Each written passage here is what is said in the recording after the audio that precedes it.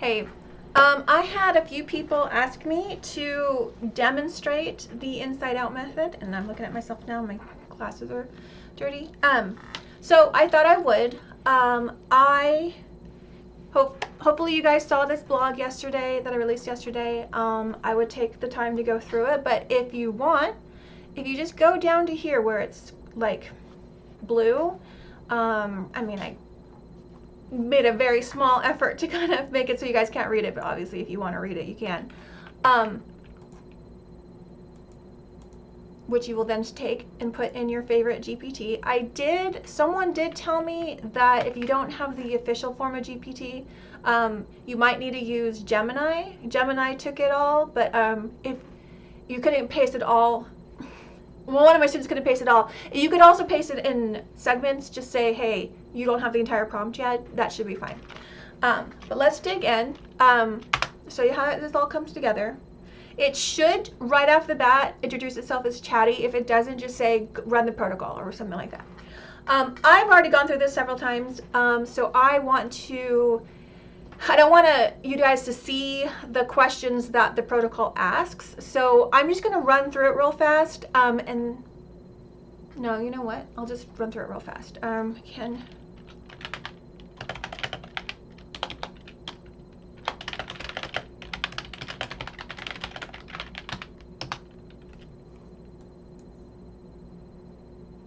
Okay, let's start over. Okay. Hi, it's Lydia. Hopefully you guys saw my blog yesterday about the inside out method, which I've been working on a long time. That's going to help with the SAT reading. It won't help with the ACT reading because it is for one question, one passage. Okay? But a few people were asking me to show how this all comes together, and so I thought I would go ahead and do that. The prompt itself, you can find it at the bottom of this explainer article. I've, made a very small effort to kind of hide it a little bit. You just need to copy and paste this. I had one person tell me that it couldn't all be pasted into GPT, but then he tried Gemini and that worked. So you could do that. Or you could just copy and paste it in chunks. If it's too much. Okay, so let's go ahead and do this. I've actually already done it. I just wanted to take you through it. It is preloaded with one question of each type. I took it from the PSAT question banks, so you guys, hopefully I'm not burning questions that you would have used for your own practice. Obviously I have to burn some, but I have found that AI doesn't write questions very well, so we don't really want to be doing that too much. If you really want to use the questions, the resources that College Board gives you, whenever possible. I know that some people burn through that. I get that, but you really want to be using those if they're available to you. Okay, so what I've done is I went back into the question bank, and I grabbed one easy, medium, hard of each question type that this applies to. So what does it apply to? It applies to all the English reading questions that are not Standards of English Convention and words in context. It won't work for those. Okay, those will take a different strategy. But anything that's revolves any sort of reading comprehension, this should work. Okay, so I'm going to go ahead and upload that. Where did I put it?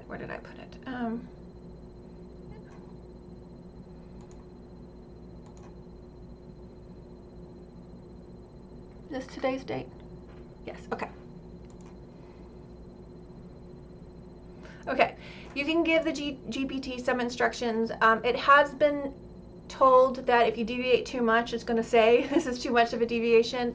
But you can tell it whatever you want. It is explicitly said that not to generate its own questions. So if you ask it to generate its own questions, it's going to tell you, well, then I'm not operating with Lydia's logic anymore. It will also give you a session report at the end, which you can share with your tutor. I have a quality control mechanism in there. The chat, large language models, especially ChatGPT, have been trained on SAT training material. It's one of the things they've been trained on, okay? And I have found that because of that, it gives rather generic, run-of-the-mill advice you can find from Googling. And whereas that's going to work fine a lot of the time, some of the run-of-the-mill generic advice definitely contradicts with the cognitive agency approach. So for that reason, I just put a quality mechanism that anytime the AI thinking part, the bot, gives advice that's not from my instruction, to note it in your session ending. Might ask for advice sometimes. You're like, I'm stuck, and then it's gonna give you advice. That's fine. I just want it noted so you can bring that to your tutor and they can say, yeah, I think that the AI was right. It's gonna be right most of the time, but I just wanted a human control, quality control mechanism in there. So that's a thing you want to keep in mind. The other thing you want to keep in mind is that if you run into any bugs, just tell it to log the bugs, and then it'll also include those in the session report, which I would really appreciate if you would email me. Okay, let's get in. I'm going to show you how to use the inside out method. Okay. Okay. I don't want a question ID. Let's take one of each type, starting with the easiest and working towards hardest. Okay. I mean, no, that's not, see, it's not quite right. You got to read it. I mean, I want all three. I want to do the central ideas and details, easy, medium, and then hard. Then I want to move on to inferences, easy, medium, hard. Maybe you like the way what it suggested. It's not, you just got to tell it. See? All right. No, not. Okay, hopefully it doesn't. Okay. All right, so the first thing you want to do, and I know that this is going to seem a little tedious, but I want you to keep in mind that you're working on your skills, not necessarily speed in any way. Okay? You want to always recognize the question stem first and foremost. I was working with one of my students yesterday who's actually in line to potentially earn national merit. He only missed one question, but the question he missed, he completely missed what he was being asked. Okay, so this is a very important skill to work on. So you're gonna just do this. The protocol is training you to think this way. Okay, so which choice best states the main idea of the text? Okay. Now paraphrase the question in your own words. Replace pronouns with nouns. Add short clarifiers. Make it a one-line instruction you could test answers against. Okay, so what you're going to do, you want to reframe it in such a way where it sounds like instructions being given to you instead of a question. Does that make sense? What do you think about that step? When you hear questions being, like instructions being given to you instead of a question, how does that make you feel? Does it make it clearer? Yeah, I think there's more of an element of figuring out the intention when a question is asked. Right, yeah, I agree too. Okay, so basically this is how it works. You, instead of which choice best states the main idea of the text, you take the verb, excuse me. You're gonna say state, like in the command form, state the main idea of the text. Now, unfortunately, when you have the entire text, there's not a lot of like skipping around you can do. So I just go ahead and copy the whole thing. And I know that seems tedious, but I promise you, if you do this, things get clearer, but you're still going to need to read it, okay? So we're going to redo this. State the main idea of the text, which is, psychologists wanted to test how young children think about rewards and fairness. In an experiment, 2 teachers handed out rewards when children ages 4 to 6 watched. The teachers gave out the same number of rewards, but one of them counted the rewards out loud. The children were then asked who was fairer.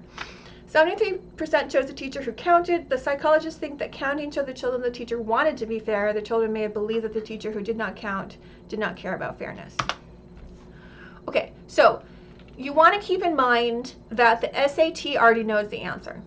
okay, and they wrote the answer in one of the answers. 3 of them are wrong. The SAT has to have 3 wrong questions. When you start looking at SAT questions for a while, you'll start to get the sense that the question writers put more effort into the wrong answers. I actually thought about a really good way of putting this earlier today, which is the SAT can be tricky, but what they cannot be is ambiguous. There you go. Okay.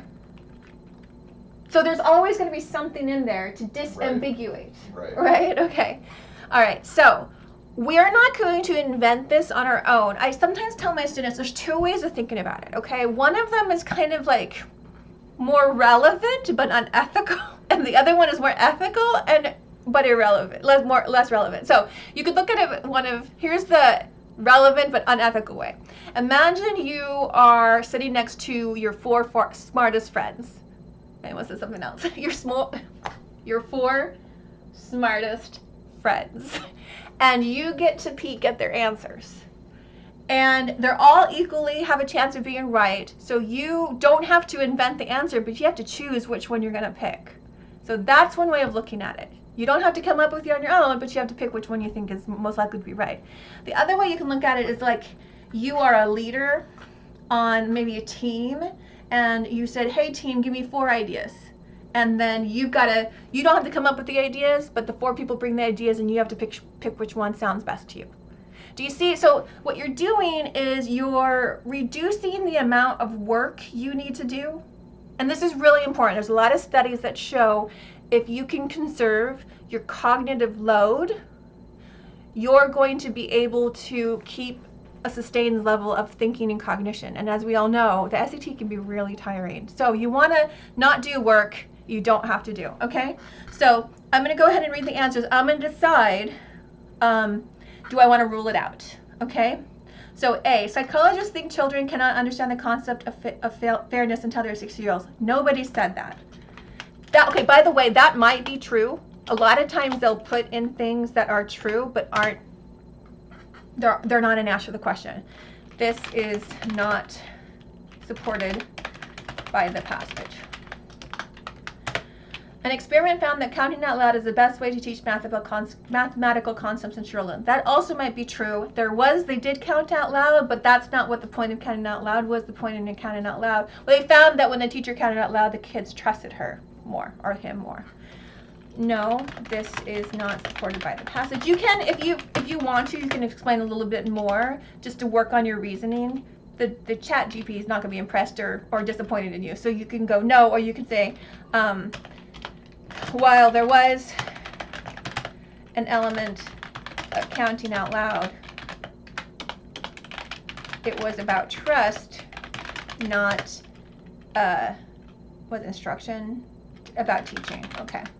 See what we're doing? You see how when you go through this, you really start to understand how they build distractor answers, okay?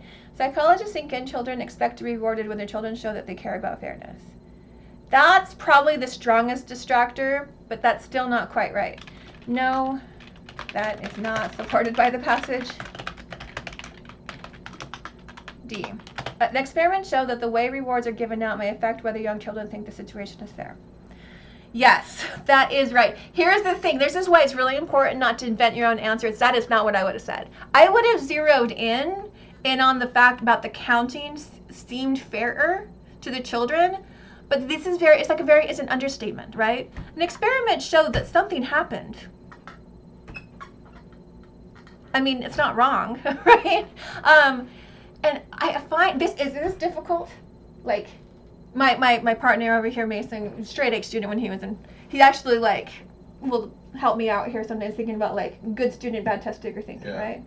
Right? When you took all your AP exams, was that how you could have answered? No. It feels weird, huh? Yeah, if the only correct answer is one that lacks specificity, that's definitely some cognitive dissonance. But it happens all the time. Yeah. Is not wrong. I'm gonna put is not wrong. Can't rule out. And then hopefully if you've ruled out 3, you don't have to go to the next question. The next step is read the passage. You already did it because sometimes you have to read the passage with its main idea. So I know the right answer. D is the right answer.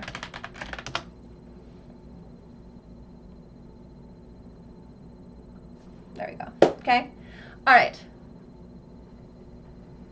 Oh, so then the protocol will say, if you have only one left, do you want to read anyway? Again, it doesn't realize that I read it. But when you're not doing the main idea, hopefully by this time you've been able to skip some reading. You'll see how that works. No, I'm good. D, final answer. Dun, dun, dun. Okay, now we're going on to a medium difficulty. Oh, it's another main idea of the text.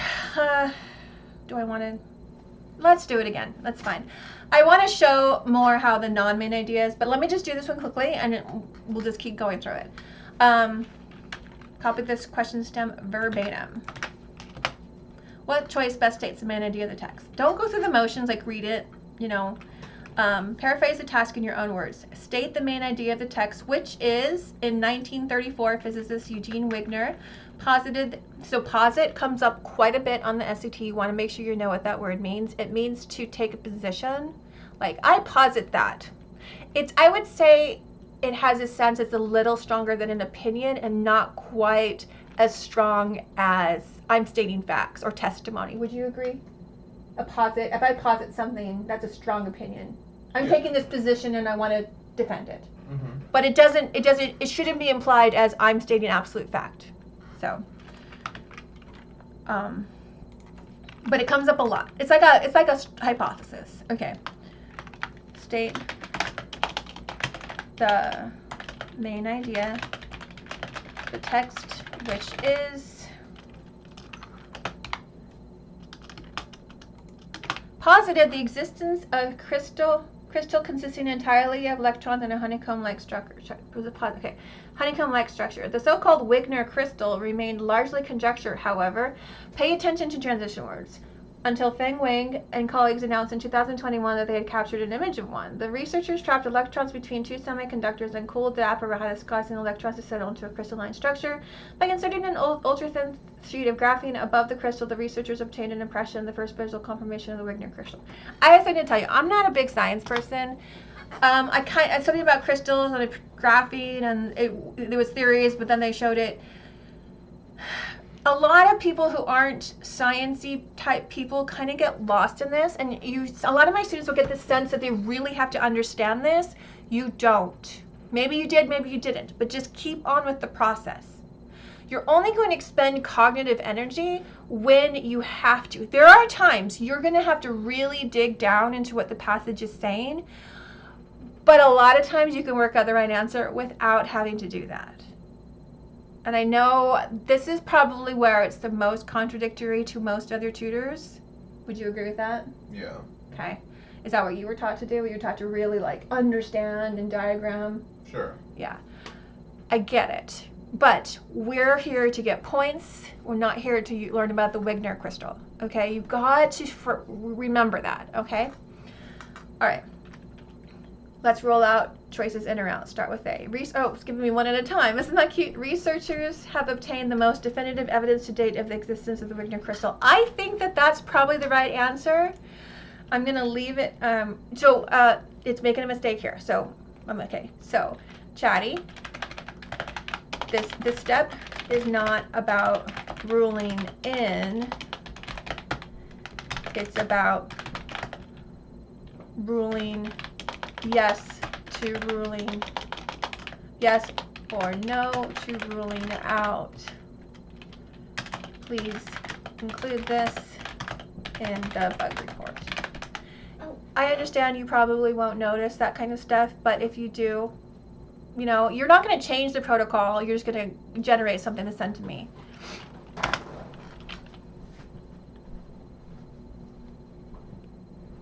Ruling in is the thing you do at the very end. Okay, this is a very, very important process. Do you see what I mean? How the chat GDP the AI thinking will use generic advice. Got to be careful, okay? All right. Okay, researchers obtained the most, I do not rule out, it is not contradicted by the passage. I want to say do not rule out. There, seems true. You want to do this because a lot of times there's going to be two things that seem true, and you want to be careful of confirmation bias. Okay. Researchers identified an innovative new method for working with unusual crystalline structures. While as they did talk about the graphene insertion to make the capture, that's not the point. Tangentially mentioned, but not the main idea. Roll out. Do you see how tricky they are?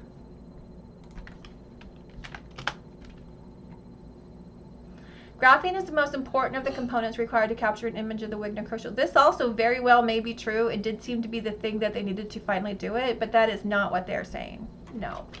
This might be true, but not the main point. It's getting, see, this is a medium question. This is getting harder. It's difficult to acquire an image of the Wigner crystals because of crystallized honeymoon culture. That is also true, but that is not the point. Also true, but not the point. I am confident, don't need to go to step 4, that A is right.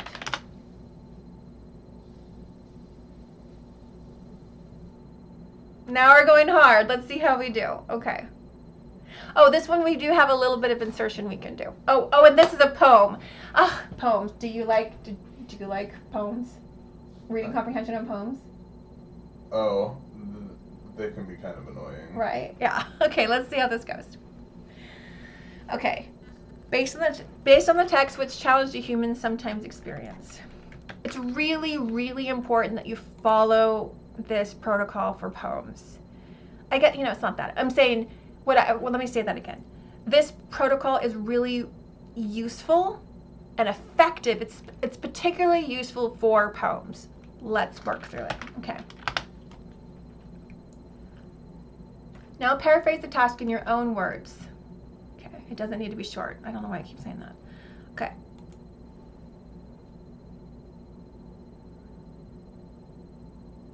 State, identify what challenge the text says that humans, let me see here. I don't think there's any insertions we can do. That humans sometimes experience. You want to change it from a question to an instruction. Okay.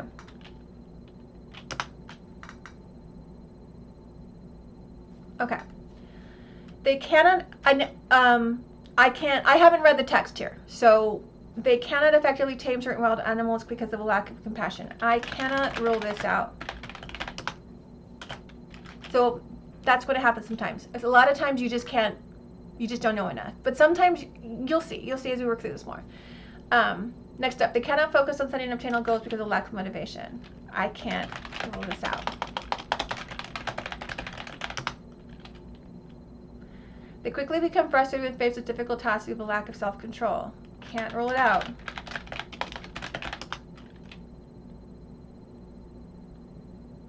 All three. They have aspirations that cannot be fulfilled because of certain limitations. Can't rule it out. I need to read. I could have just put the whole passage in here when it said based on, let's see, I could have put in the text, and after the text I could have put it in there and read the whole thing. I guess we're doing it 2 ways. Okay. So then it's trying to help you identify the differences between the answers. So A is about taming wild animals and compassion, B is about motivation and goals, C is about frustration and self-control, and D is about lofty aspirations, human constraints. Great. Okay. Let's go read the passage now. They, in their cruel traps, and we in ours, survey each other's rage and pass the hours, commiserating each the other's woe to mitigate his own pain's fiery glow. Man could but little proffer in exchange, save that his cages have larger range. The lion with his lordly untamed heart has in some man his human counterpart. Some lofty soul in dreams and visions wrapped, but in stifling flesh securely trapped. I don't know. Okay. They cannot effectively tame certain wild animals because of lack of compassion. A. That is not what it says. That is not what it says. It's comparing. What's weird is I said I don't know until I looked at A. A lot of times you can you kind of figure out meaning by figuring out what things are not. Would you agree with that? Yeah. Sometimes when you give someone to disagree with, suddenly you understand what you agree with more. So this is really effective. They got infected. That's not what it said. It said something about that how humans are also caged, kind of like the lion is caged. I think they cannot focus on setting attainable goals because of lack of motivation. It didn't say that anywhere. They become quickly frustrated, face a difficult task because of lack of self-control.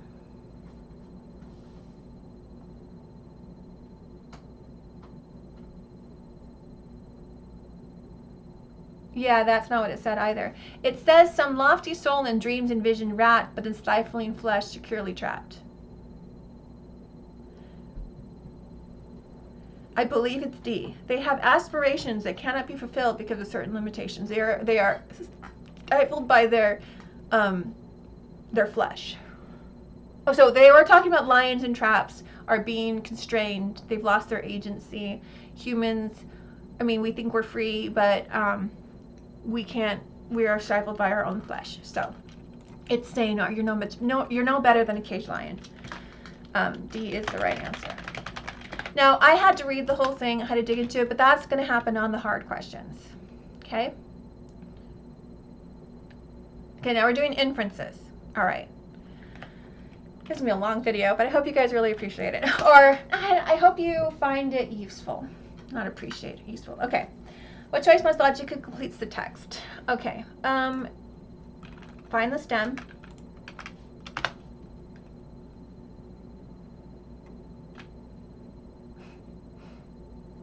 Paraphrase the task, restate which. Okay, thank you. It's giving.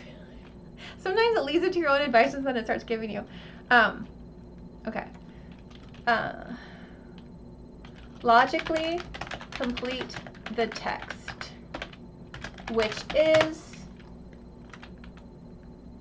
Oh. Actually, I'll show you how I do these when we have like to fill it in. The text's last sentence, which is the style of acting in Guy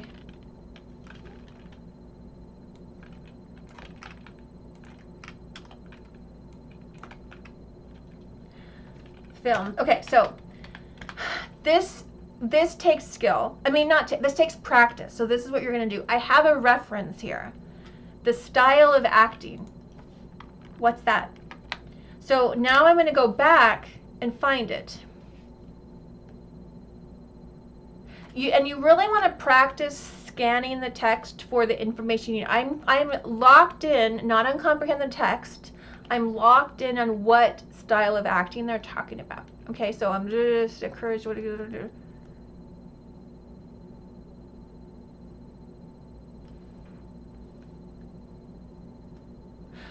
Okay, so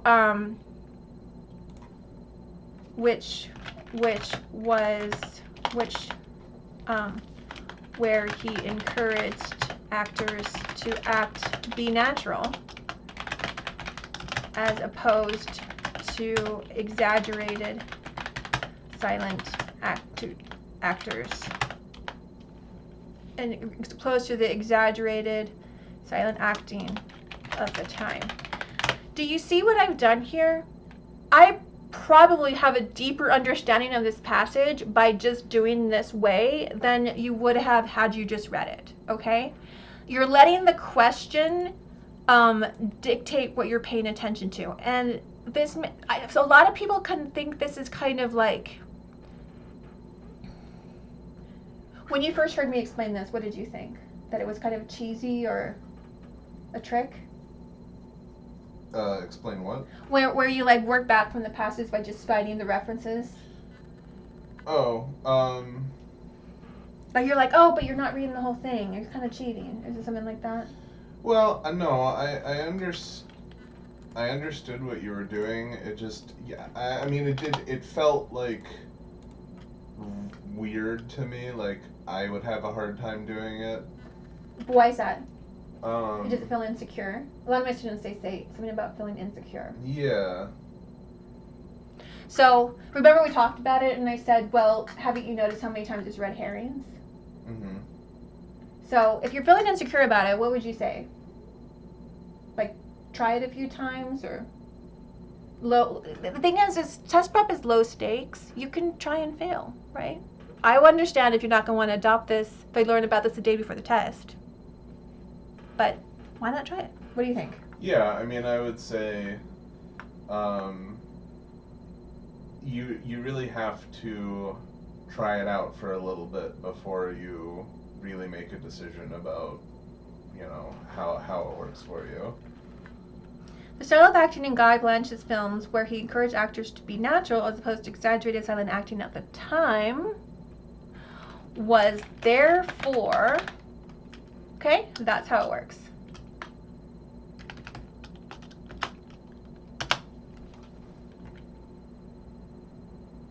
Okay, let's evaluate the choices. Remember, just say you'd roll out. Okay, copied by many Guy Blanche's peers. It literally said that. Alice. Oh. It didn't say anything about being copied. In fact, it did say what contemporary actors tended to do. So A, rule out. She was unique in her direction to actors. Familiar to actors who worked on other directors' films. No, again, she was unique. Roll out. Very unusual for the period. Where's the lie? Can't rule out. It's probably right. Better than film acting today. There was no mention of this comparison. Rule out. I don't need to read it. I can go read it. Let's go read it. Let's go see if I miss anything. Alice Guy Blanche directed hundreds of films between 1896 and 1920. She wanted an audience to feel like they were watching real people on screen. She would encourage actors in the films to behave naturally. She even hung a large sign reading "Be Natural" in the studio where she made her films. At the time, films lacked sound, so actors needed to rely solely on their bodies and facial expressions to convey emotions. As a result, actors tended to highly exaggerate their actions and expressions. The style of acting in her films was therefore very unusual for the period. That makes sense. Nothing else makes sense. Nothing else is supported by the passage. Okay, I want to read it. So I'm doing the reading stuff. Honestly, I wouldn't have read this normally, but I just want to take you through it. Okay. I am confident that C is the right answer. So that was a good one where I show you how to insert things. Okay, so now we're going to a medium question. Which choice most logically completes the text? Okay, so we're going to rephrase that as logically complete the, is it one of those things? Yeah, logically complete the last sentence of the text, which is,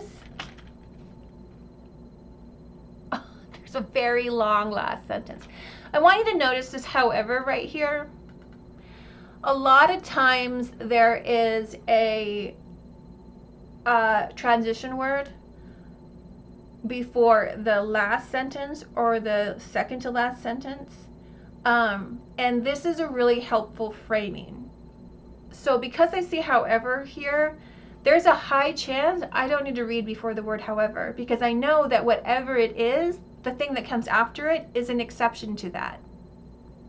And it's probably the point. So let me show you what I mean. Which is, however, a group of researchers. Let me go ahead and do this. Because obviously you're not going to retype this on the test. However, a group of researchers recently reviewed hundreds of food-related paintings and found that lemons, which haven't done anything I can insert yet, which could only be acquired in the Netherlands at great cost since they had to be imported from warmer climates, feature in Dutch paintings of the period more than 3 times as frequently as dairy products do, thereby casting doubt on the idea. So whatever the idea was has something to do with painting and food relevance. Do you see how I can infer that? let me see if I'm right. Dutch painters in the 16th century often showed tables with large wheels of cheese or carved. Some art historians noted that dairy products were a major component of the Dutch diet. Interpret these depictions as reflections of everyday Dutch eating habits. Well, I was close, right? Okay. So the SAT, what did you say? It can't be ambiguous? Yeah. Okay. They also can't not make sense. Okay, so they're not going to use however incorrectly. You can rely on that. Yes, sometimes you're going to have to pick the transition word, but if they use a transition word and you can't change it, it has to be the one that makes sense with the context. Okay? So it's kind of like algebra. Like if I have blank plus 8 equals 11, well then that plus, I can't say it's negative or multiply. It's going to be whatever. It has to be 3. So it can't, because that plus is a plus, okay? That however is a however, all right? Yes, I teach reading comprehension like it's math, which is probably why it works really well for my math students. Okay, there wasn't much I could do with that. Okay. Dairy products are more significant component of the Dutch diet of the period than lemons were. That is the opposite of what they said. A, opposite. Rule out. I mean, okay, that's true. We already know that. We know that lemons had to be imported and dairy products were a big part of their diet. They're not, you're not going to say something in the passage and then immediately contradict it. Does that make sense? What they're casting doubt on is the idea that the paintings depicted everyday life. It's true. I guess it's not really the opposite. It's just, how do I put this? I hope you can see what they're doing here. It's pretty clever. How would you describe what they're doing? Oh, you didn't catch it? What is the trick they're doing? So the Dutch paintings had lemons and dairy, but they know that the Dutch people had to import lemons. So historians were saying this probably showed everyday Dutch life, but the fact that there were so many lemons there were so many lemons that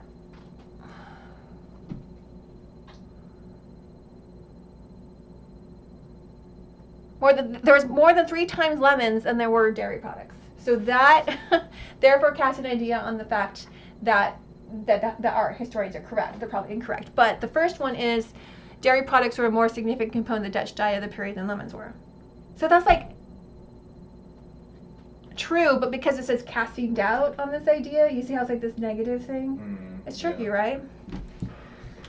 This is true, which means it doesn't work with casting doubt. Rule out. Yeah, it's like that case where they're giving you an answer that is a true statement, but is very specifically not an answer to the question. Yeah, in this case, it's literally the opposite, too. Very tricky. B, food was a more popular subject among Dutch painters than it was among painters from other countries at the time. Literally didn't say anything. Not at all supported by the passage. Depictions of food in Dutch paintings of the period should be taken as realistic representations of the Dutch eating habits. Literally the opposite of what is being said is implied. Rule out.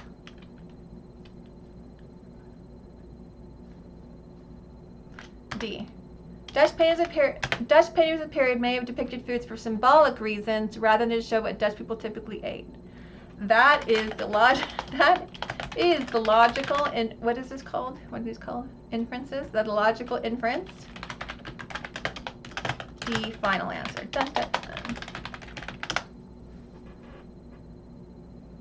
Now, this one had the potential to be a hard question, I think, because of the way that it's tricky, but it would have been really difficult if they had somehow been able to write a trickier distractor. So it's hard. It was a hard passage, but it was pretty easy to work out from the answers. So, okay, now we're going to a hard question. Whew. We might take a break and actually do the rest of them later. Okay, so let's finish this one, and then I'll probably post the rest of them tomorrow. Okay.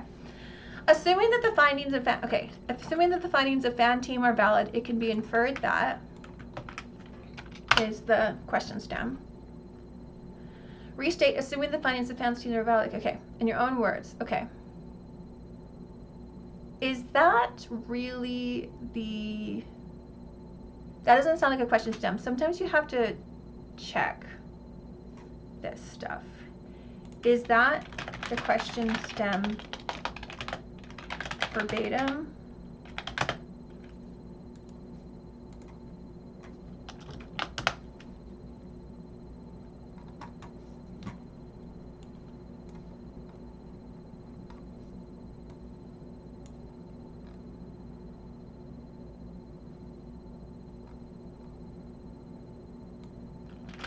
Oh, look, it's giving me a little link here.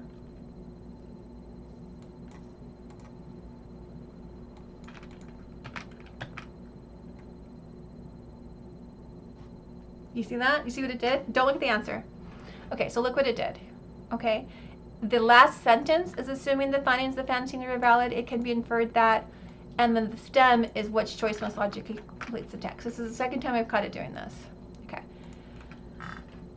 Is the question stem not... Okay, so I don't... You've worked with AI. Why does it do this?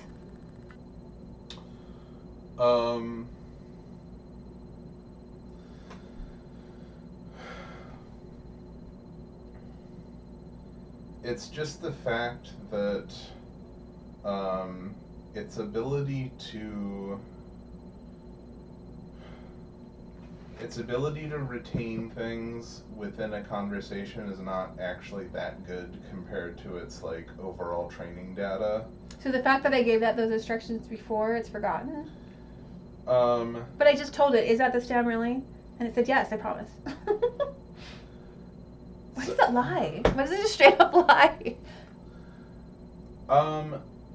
Yeah, that is a little odd because I thought that they... I've caught it do this exact thing. It will think the question stem, or it will literally say the question stem is the last sentence. Well, earlier models used to do that a lot, but I thought they kind of got rid of that in favor of it trying to give... it leans more towards now trying to give a oops, sorry, I screwed up answer of some sort. It will. Instead of trying to double down on it. It's still lying.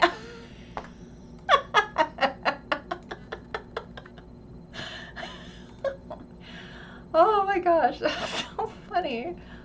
It's still lying. I literally cut and paste the actual question stem for it. Nope. You're hallucinating. I am including a screenshot. Question stems don't start with assuming.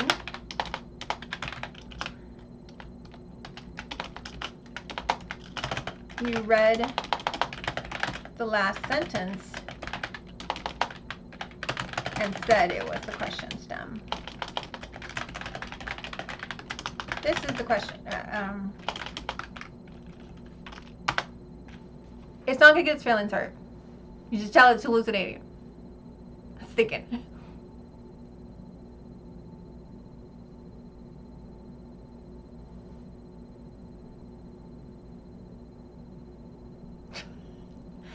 It's annoying because, like, this is the thing that gets me with working with AI. This is now taking longer than if it did it right. Like, when it messes up, I feel like when I work with AI, I have to explain why it's wrong so much more than we actually do things correctly. Have you heard that complaint before? Mm-hmm. I feel like it's like teaching an employee or something like that. I think I can press skip and make it go with its thinking faster.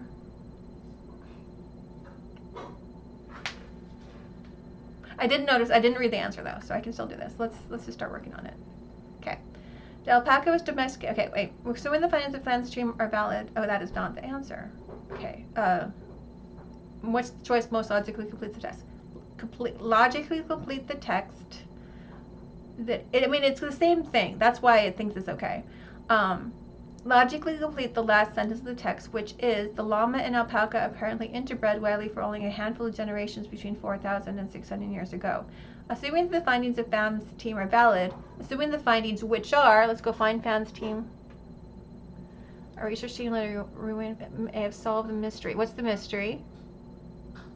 But which wild species? Okay. I'm gonna actually do this. Okay.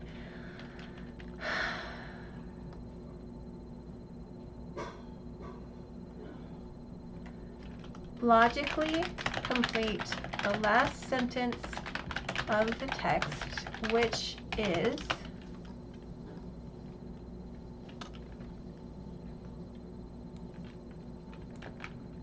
assuming the findings of Fran inferred that. So then I do this, and then the findings of Pham's team, which is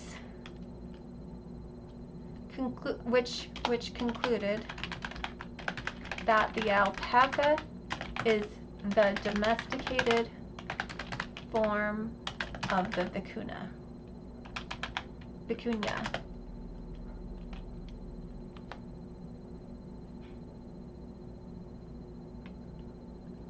But only 64% of the modern alpaca is vicuña.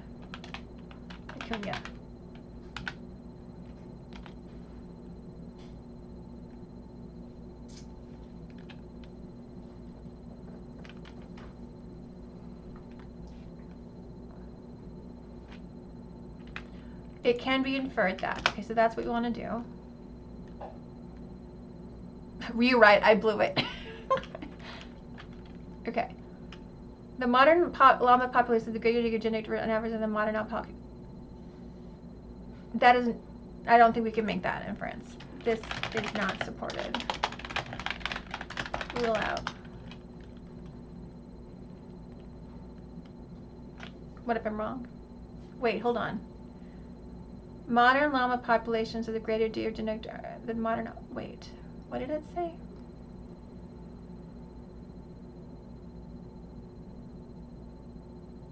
I don't know anything. Actually, I can't rule this. Actually, I can't rule that because I only have information about alpacas right now.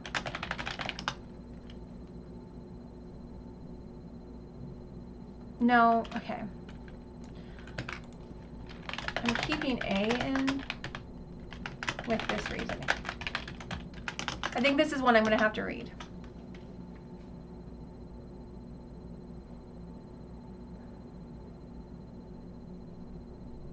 Okay, it's not following what I'm saying. Let me look at this closer. Okay, I'm just gonna read it from here. Okay. Modern llama populations are greater degree of genetic diversity on average than the modern alpaca populations. I don't know anything about the llama populations from what I've read so far, so I can't rule it out. The domestication process of the alpaca may have involved some introduction of genetic material from the llama. That very well may be true. Again, I've only read a little bit of that the vicuña is the ancestor of the alpaca. So it didn't really say what the rest of the DNA is. I'm getting the inference here that it's probably llama. The period of interbreeding resulted in a greater genetic difference between alpacas and their wild ancestors. This is definitely one that I'm going to have to read. And that happens a lot with the hard ones.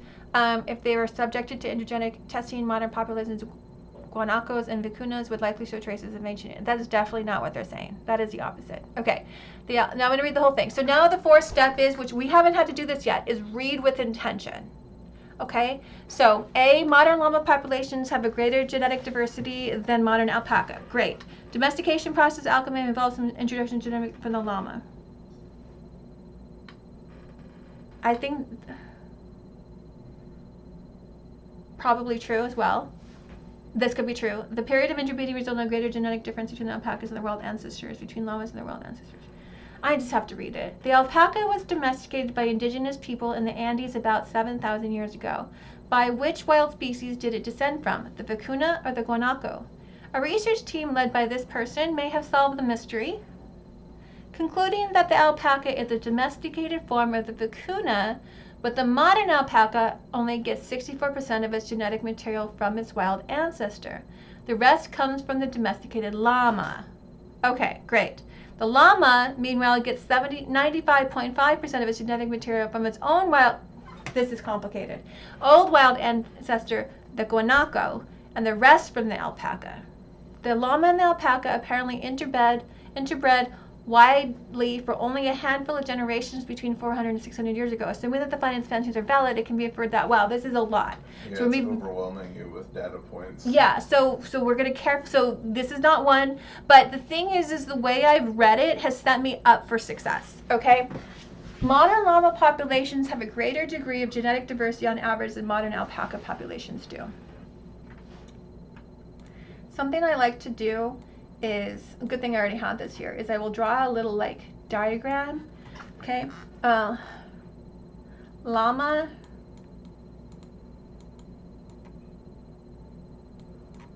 alpaca. Llama is, alpaca is 64% vicuna.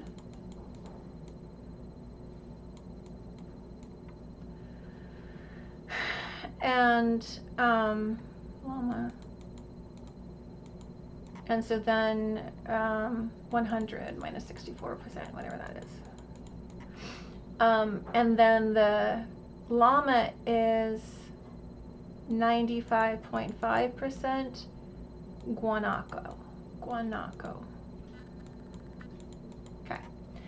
Modern llama populations have a greater degree of genetic diversity on average than modern alpaca. This is not true. I can see that here. Alpacas have more genetic diversity. The domestication process of the alpaca may have involved some introduction of genetic material from the llama. I can't see how that's not true. The period of interbreeding resulted in a greater genetic difference between alpacas and their wild ancestors than between llamas and the wild. Man, that also could be true. I can't rule it out. If they were subjected to genetic testing, modern populations of guanacos and macutas are likely to trace of ancient inbreeding. No. So I am stuck between two.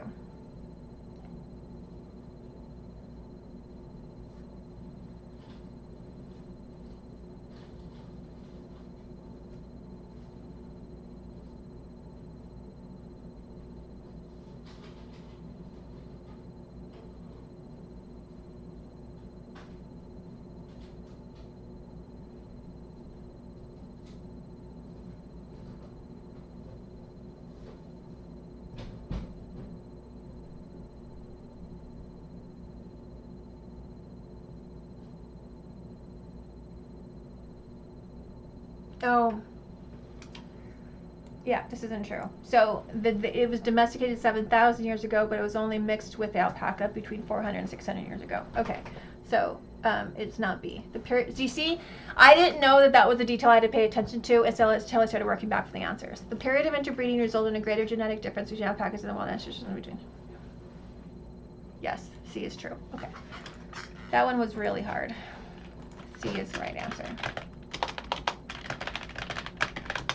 So you want to look for some reason why, you don't want to look for a reason why a question is right. You want to look for a reason why a question is wrong. And that's how I was able to find it. When I couldn't do that, those two seemed the same to me. So then I looked and looked, oh wait, no. The domestic process was a different time period than interbreeding process. I didn't notice that until I had to rule something out. Okay? All right. No, okay. I need you to add that you said the last sentence was the question stem to the bug report. I am now done, and we'll finish this later. Please give me a conclusion report. What do I call it? The conclusion report. Session report. Okay. So it's going to give me a session report. Oh, I didn't give a name. It's supposed to ask you for a name. I